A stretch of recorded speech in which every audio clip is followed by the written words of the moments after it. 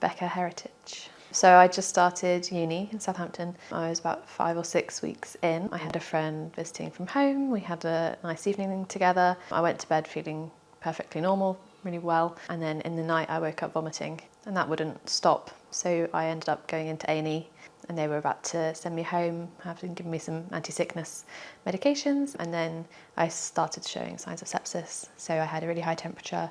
My blood pressure sank right down. My heart rate was really high and I felt really clammy and unwell. So that all happened very quickly. And then my parents came to Southampton because they basically couldn't cool me down fast enough. So they were putting me in intensive care. So I was in a coma for 2 weeks and stayed in intensive care for 6 weeks. And during that time, my family were told to kind of prepare for the worst, that my organs were failing from the sepsis. And then again, when my brain had swollen with the meningitis. So it was a hard time for them, but I woke up and could see kind of the damage had been done to my body. So my hands and feet had turned black and I had all these patches over my skin.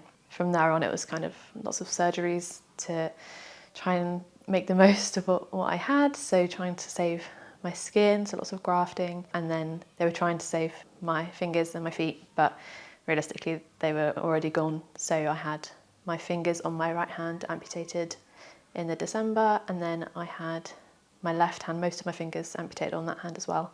And then in the new year, I had both my legs amputated below the knee. I had a lot of a focus on my legs, I guess, at first, and prosthetics.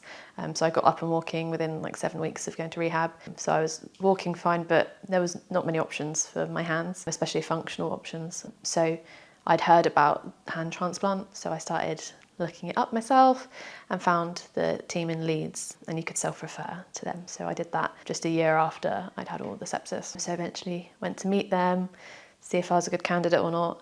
Did lots of different assessments and blood tests and all sorts of things. And eventually they said, that they could put me on the list. So that process took about 2 years. And then I was on the waiting list for just over a year. And then I got my call on a Tuesday morning when I'd woken up to go to placement.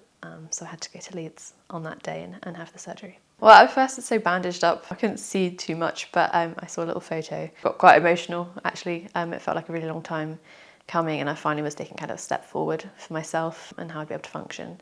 So I was really excited just to get moving, but you have to be really, really careful during the recovery process. So I found that a little bit frustrating. You have to protect all the bones that have been joined together and things like that. At first you kind of lose a bit of function because you can't use any of your hand. But over time, do lots of physio and things, that functions pretty good now. I'm really happy with how things have gone. And it was definitely the right choice for me, yeah. Things feel natural. A lot of the things that in the last year or so that I've been able to start doing, I haven't really consciously had to think about trying to use my right hand. They just come kind of naturally. Everything's felt normal. It's felt like mine since the beginning, which is kind of amazing. And I don't think you'd ever get that with the prosthetic. Well, in the lab, the things that you do aren't kind of normal activities with your hands, I guess. I'm pipetting things or using different machines and things that I just haven't used before. But overall, things have been pretty good. There's nothing that I haven't been able to do in the lab, which is really cool.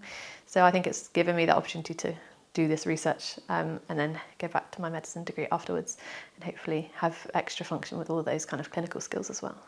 We know that it's such a quick-acting disease. I went from waking up in the night, just being sick, to being in intensive care within 12 hours. So it acts really quickly. So just to be aware of the symptoms and the kind of red flags, what to look out for, it's really important. But also there's vaccination and learning about that, helps prevent the disease in the first place. So I'd always encourage people to look into that as well.